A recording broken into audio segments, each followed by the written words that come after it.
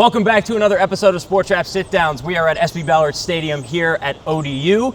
We are joined by Old Dominion wide receiver Naeem Abdul-Raheem Gladding. Naeem, New York native. Yes, sir. From Brooklyn. Shout out BK. Yes, sir. I'm from New York, so we got that connection. But I've heard all the chirp and the chatter about I'm not really from New York because I'm from upstate, so that's fine. How you doing, man? How's the season been treating you so far? ODU 3-1 at the time of recording this. You got to be feeling pretty good. Yes, sir. I'm good. Thank you for asking in the first place. And feeling really good about the season. You know, just built on a lot of momentum for these past 3 games. And we're just looking to continue to stack and stack and stack. How can we develop? How can we progress? You know, that's it. That's the formula. You're in a really unique position. When you come into this season, I think you were the only wide receiver from last year's team that took real snaps on last year's roster. And then the entire wide receiver room is overhauled coming into spring ball, coming into fall ball. Were you a little, I don't want to say nervous is the right word, but just not knowing what to expect? I wouldn't say that, only because of the spring that we had. Going in, we had a lot of preparation, had the right mentality going from winter season into the spring. So with that, we just built on top of the spring, had great break practices, great fundamentals, great mentality. So we kind of knew we already had the mindset of attack, attack, attack. Obviously, you never know when your opportunity will come, but we just always had the mindset to be prepared for when it does come. So when you see the development of a Jacory, of a lot, of all of these guys, I mean, Coach Ronnie just said it in the presser not too long ago. I asked him, did you expect the wide receiver room to be this explosive? And he was like, it's funny. Everybody always says that after the fact when we know from recruiting the guys that they're going to be studs. So when they get on the field for the first time and they share the space with you, Colton has come such a long way as a passer from last season. Yeah. What's your first initial takeaway from the wide receiver room here at Old Dominion? It's like, hey, man, we have a lot of talent, we have a lot of power, and for that, us to be able to apply that onto the game scenarios, it just shows the type of preparation that we're putting in, the type of work that we're putting in, the type of details that we're harping on every single day. So it just shows that the guys are bought in. The guys, obviously, skill is not about the question. It's about the discipline and work ethic that you're able to use to be able to put that on the field. So it just shows the type of character that the receiving room has and that everybody's bought in, everybody wants to get better. And, that's the reciprocation of what happens on the field. And it's been so incredible to watch. And I love the fact that off camera, I walk out here, you sit in the chair and you go, you enjoying the show? Right? Because it really has been that, man. It's been fireworks for this team ever since week 1 against Indiana, with Colton's 2 large rushing touchdown breaks over 70 yards apiece, right? And then the offense turns up against North Carolina Central, and you guys are doing what you're supposed to do. And then you guys go into Virginia Tech, and you knock off the Hokies for the first time this program has ever beaten Virginia Tech in Lane Stadium. That's right. In front of pretty much a sold-out crowd, when stuff was not going well for Virginia Tech. They did not have a reason to show up at all. And then you guys knock off the Hokies. You run out of that tunnel. That's your first game at Lane Stadium, right? Yes, sir. Because you're sophomore. Yes, sir. First of all, walk me through the atmosphere of what Lane Stadium, running out of that tunnel, enter Sandman, all the theatrics of it, and still 70,000 people right on top of you in an ACC atmosphere. What was that like? As much as I hate to say it, it was such a great feeling going out there, just being in that stadium, not because of it's the Hokies, but it's just the environment, the fans. It just speaks volumes of college football. So when you're in that environment, the hostility, it just builds so much more momentum. And just like when you go out there and you're able to shut the crowd up and perform at a very high level and know that you're out there with your guys, it's just a great feeling because you know that you're executing, you're putting in the right work, you're putting in the right preparation that we talk about so much. And when you're going out there and able to execute on a high level, it just shows that everything that you're doing is actually paying off. And, being able, like I said, being able to shut a crowd up, 70,000 fans, maybe plus more, sold out, it's a heartwarming feeling because you and your guys, what you guys been through throughout the summer, what you guys been through throughout the spring, the preparation that you put up to the point that that you're doing the right thing. Now, I was watching on the broadcast, and you can see it throughout the game. The stadium's just getting emptier and emptier and emptier. You guys punched them in the mouth from jump. I know you're so locked in. Every player's locked in on what they got going on the field of play. But did you notice that at all? Like, as the third quarter hit, like, less fans were in the stadium and then less fans. Like, did you notice that at all? Most definitely. I mean, especially when, you're first going out there, first quarter, it's packed up, Enter the Sandman's going on. So everybody's there. You see the crowds there. And, first play, first drive or so, you hear the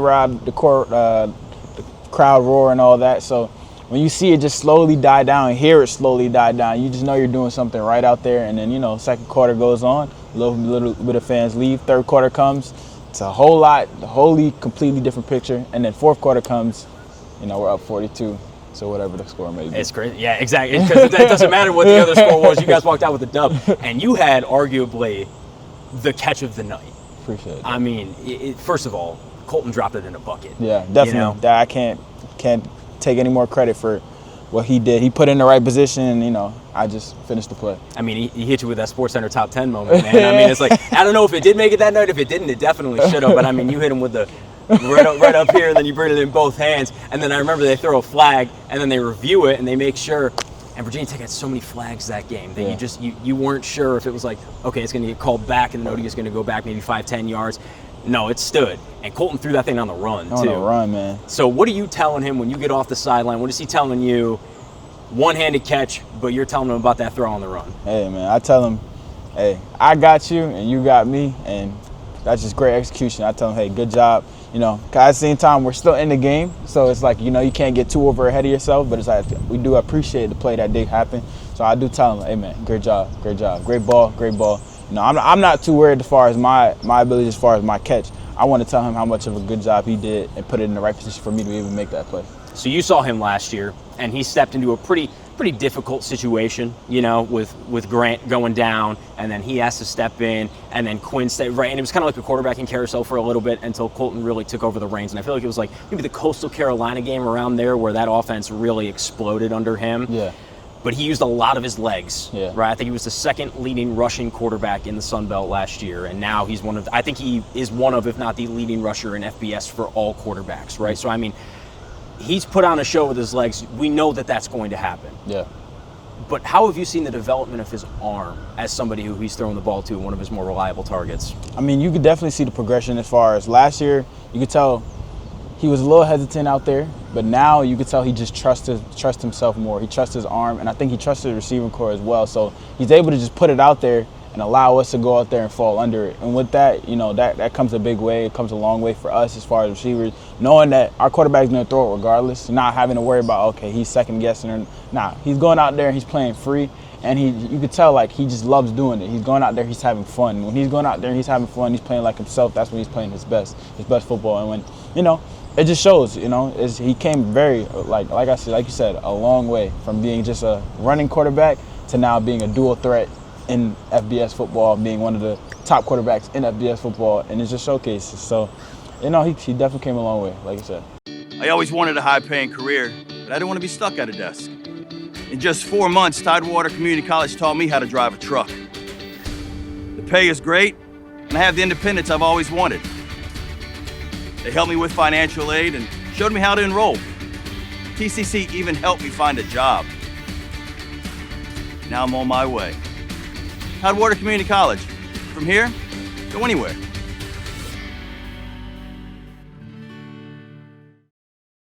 The receiving room, I remember the spring game, and it was just like, y'all had some big bodies, right, out there on the wideouts.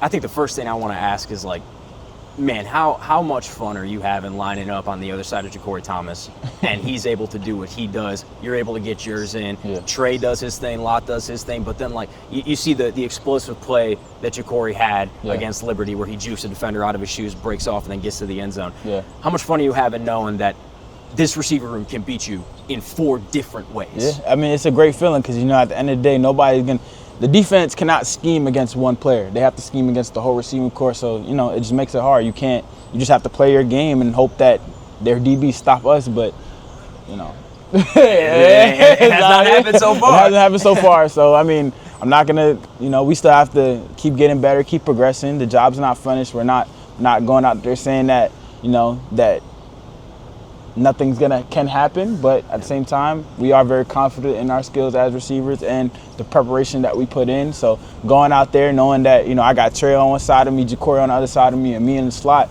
knowing that you have 3 guys out there that's hard to cover, it's that much better of a feeling, because you're not going to be focused on, you're just going to go out there and play your game. And, even if they do focus on you, hey, somebody else is going to eat. So you were asked it in the press conference at the podium, and I know that the political answer is that, you're blocking out the noise. You're doing everything that you can to keep it in the locker room and make sure that all of that outside media noise, they're not in the room with you guys. Yes, sir. We're not in the room with you guys. You got to focus on your 1-0 mentality. But there's got to be at least a little part of you when you see Old Dominion in ESPN's FPI having the second best odds to make the college football playoff, only sitting behind Memphis. That's got to feel pretty amazing. Hey, I mean, trust me. What my coach tells us actually, is that obviously, you know, tune out, like you said, tune out the noise, tune out everything. But at the same time, we worked for this moment. So don't run from the moment, appreciate the moment, and attack the moment. So with that, going that, you know, we have those type of standards held for us now. We're not going to shy away from it. We're just going to go out there and keep attacking every day. And then, you know, whatever happens, happens. God will do the rest. Whatever we do, we'll do the rest. So, you know, you just got to go out there. Same mentality. We can't get complacent. You got to go out there and keep working. So, you know, we're not going to tune it. We are tuning it out to an extent, but at the same time, we are appreciative of what's coming towards us and the opportunities that are in front of us. I think if you told somebody who was a fan of Old Dominion football that at any point they were flirting with rumors of a college football playoff bid, right, that they'd be like, we haven't seen this type of success since the Taylor Heineke days back in the early 2010s, right? When you think about all of the praise that you guys have received and the comparisons that you are receiving, I mean, this is a relatively new football program that hasn't been around for more than 20 years, you know? True. So when you think about the progress that you have seen from this year to even last year, how do you sum that up? I remember the first day of fall ball, Coach Ronnie calls you guys into a huddle, and he's laying into you. And he goes, the intensity needs to pick up.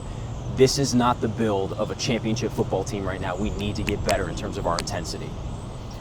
When something like that happens, how does that resonate with the players, and how have you seen the team grow even from that day to now? It's literally a change of mentality and a change of culture. The culture was already building up from the spring going into the fall, but with that, we changed our mentality, we changed our focus, we just sharpened everything. Knowing that the abilities that we have as a team, knowing the growth that we have made, knowing what progress can be done. With that, when you attack every day, you go out there, how can I get better? How can I get better for my team? How can we get better as a team? And you go out there with that mentality, you understand that everybody has the same goals to go out there and win. It just changes the whole dynamic of the football team. And, you know, going into fall, going into the season, we kind of just harping on the little things, the fundamentals, like going out there and practicing, going out there and straining. Even when you're tired, going out there and giving your all every single play. That mentality has surfaced throughout the whole team, and everybody has that same mentality. So when you go out there and you know that your guy next to you is going to give it their all, it just forces you to give it your all. And, you know, and the results come in. Yeah, and they have been coming in. I want to touch on your backstory a little bit, because you've had a very interesting ride to get to Old Dominion, right? So, born and raised Brooklyn, New York. Yes, sir. And you went to Christ the King. Yes, sir. Right, which is a very well-known private school down in those parts. For those of you who may not know, or from the Northeast, like Christ the King, I heard stories about Christ the King, just athletics in general, and I'm from upstate. You know, you get those upstate teams that would go down and play them, the private schools, and they would get crushed. Yeah. You know, so, but then you end up coming to Northern Virginia for your senior year, correct? Yes, sir. To go play for Stonebridge. And you played a Norfolk team in the state championship game, the Maury Commodores, and we have highlights of you. I went back into the archives, and we actually have highlights of you from our cameras that we shot. Oh, really? Of you not only bringing back a touchdown, but also mossing like multiple Maury defenders at the same time. And then I was actually going a little bit of a deeper dive. I went in for this podcast a little bit, and I see your grandma's Facebook, and she's got a picture of you. First of all, we gotta address you were rocking this like blue tux for prom. It was like sparkly and everything like that. So we're gonna touch on that in a minute. But you have that picture of you mossing 3 Maury defenders at the same time, framed, and you're holding an MVP trophy. Now, you were an all-region selection your senior year with Stonebridge. But just walk me through your journey. What brought you to Northern Virginia, especially growing up and playing the majority of your ball in New York? So, like you said, born and raised Brooklyn, New York. Started football at around age 7, age 8. Funny story is that my mom at first did not allow me to play football because the contact sport. She thought, you know, it might be too dangerous, this, that, and the third. But I finally convinced her. There was one time after school program was out there practicing football, and I asked the coach, hey, can I come throw around with you? He's like, okay, yeah. Starts throwing me the ball. It's like, oh wow, you can actually catch the ball. You got pretty good tracking. You know, at age 7 or 8, you don't see that too often. I mean, there's obviously some guys that are still playing football if that's the case. But with that, you know, that's where it kind of started, accelerated, got through middle school. I actually did not play football. I stopped. I played basketball a little bit. Then I got to high school, started at Christ the King. Doing pretty well there. Sophomore year, I started off on varsity my freshman year, played out throughout my whole high school career on varsity, and then sophomore year started getting a little bit more burn, getting a lot more targets, so had about 22 catches for like 300, 400 yards. Then my junior year, that's when I kind of accelerated as far as just definitely my whole game. I played with a little more confidence. That's when I had about 1,000 yards and 40 catches. Then, you know, it wasn't more about the school as a whole. It was more of the fact just being from New York, you know, we're kind of under-recruited because guys don't believe that up north there's ball. But, right, yeah. You know, it is what it is. So with that, I tried to take my talents somewhere, you know, where there's a little more recruitment and that guys are getting more looks. And also my family has played in Northern Virginia because I had a few cousins that had went to Stonebridge beforehand. So with that, just went down there, had a pretty good connection with the coach already, and you know, I was already familiar with a lot of the guys down there, so I had went down there. And yeah, I mean, I just kind of imposed my will a little bit, you know, being from New York, you know, coming down to a school for 1 year, you know, it's a lot that you have to learn and, you know, build on in such a small amount of time. So with that, you know, I kind of, I just took everything with a grain of salt and didn't take nothing for granted and just went out there and gave my all every day. And, you know, the results kind of paid up. They kind of realized, okay, this is a key player for us. So with that, I just built trust within my team. And, you know, with that, they started giving me more targets. Ball started coming my way. They tried to find ways to put the ball in my hands and, you know, ended up making it to a state championship. You know, obviously not the result that I wanted, but or we wanted, but same time, we did come a long way in that season as far as the progress with the guys, the relationships that I built. And then, you know, we got to a point where came close. You know, obviously we wanted to win, but came pretty far, and it was a pretty good run. So it was a pure ball decision that brought you from New York to Virginia, pretty much.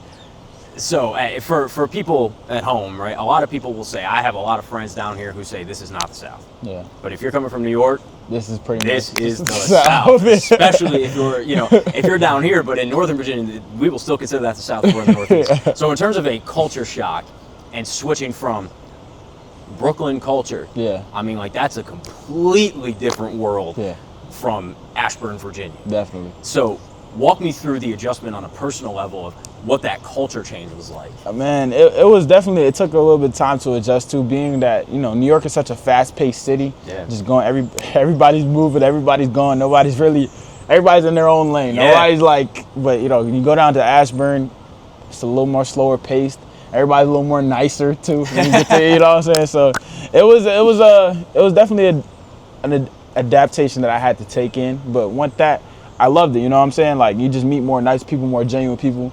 And, you know, no shades in New York. I'm always loving my city. But, you know, when you get down and you slow things down for a second, it allows you to appreciate life a little bit more. So, you know, with that, I definitely took a lot of growth, and it made me a little more of a complete person. Did you get all your offers at Stonebridge, or did you get any offers at Christ the King? I actually got most of my offers in Christ the King going to, like, I'll say about half. So I got half of my offers while I was down there in New York, and then half of my offers when I got to Stonebridge. Did the ODU offer come in at Christ the King or Stonebridge? It came at Stonebridge after my state championship game, actually. Oh, really? Yeah. Okay, so late for you. Really late, like literally on the day of NLI, National Letter of Intent. Yeah. So where were you looking? Because I saw, like, I think like the Stony Brooks, like schools like that were interested in you. So when did it flip for you? Like, where were you looking? And then when ODU came in, what changed your mind to want to go that route? I was talking to a few schools, a few FBS schools, you know, Syracuse, and then I had a lot of FCS offers. But at the same time, ODU was doing a very good job recruiting me. They was very prominent. And with that, you know, it came the time was right. Coach Ronnie came and visited me, Coach Vic, and you know, they seemed like real genuine people. And then with that, I was already talking to them beforehand, and it just felt right. And then when I came down to visit, it was that much more right. So with that, I mean, just made my decision and ended up paying off for them for the really most part. So before we get to quick hits, we got to talk about the tux. Yeah. So that blue tux, bro, the fit was crazy.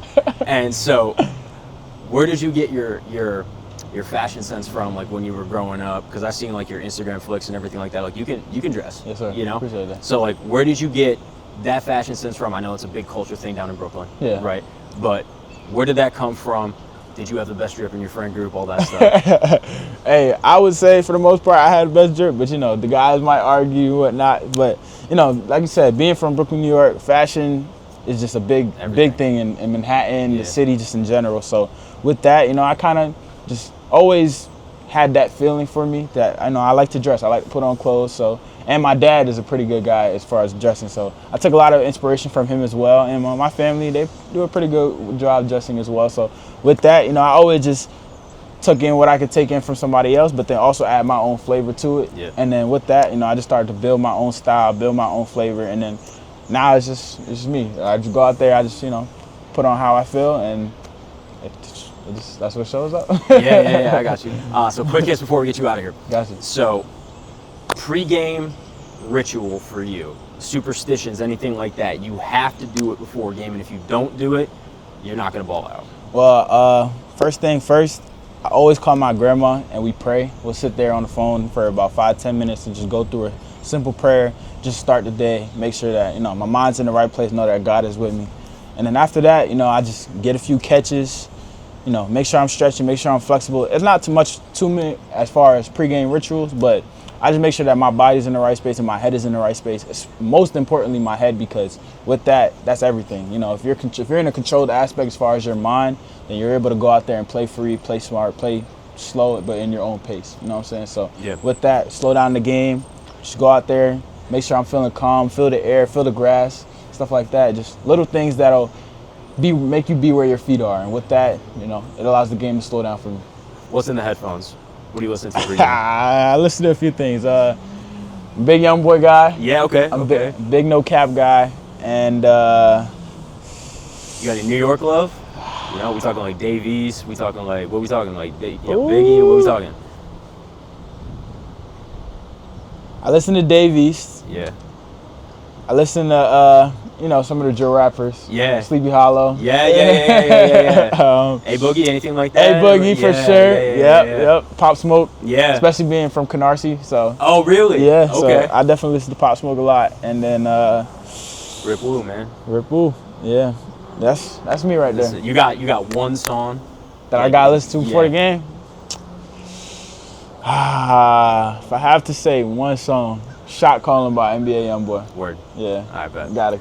And then, in terms of you and your outlook on the rest of the season, where do you see yourself by year's end? Statistics-wise, personal performance-wise, anything like that? That's a hard take because you never know. But I see myself being in a pretty good position after the season. I mean, there's not really too much I can say about that. It's just, as far as my progression goes, I just got to keep stacking, keep getting better as a player, keep harping on the little things. I can't get in place in myself, you know. Like I said, I just got to keep together, keep progressing, doing what I can for the team, and whatever happens, the results will show in. Last one. What is your why? My why is my family, man. It's got to be my family because they put me in this position. They've been supportive of me throughout my whole life, you know, and it's just, I just want to make sure that by the end of time, I'm able to provide for them. So that's my why. Naeem, appreciate you, bro. Thank you so much for hopping on. No problem. Another episode of Sports Rap Sit Downs with Naeem, Abdul-Raheem, gliding an Old Dominion wide receiver. We will tap in for the next episode, man. I'm stumbling over my words on this outro. Anyways, we'll see you guys on the next one.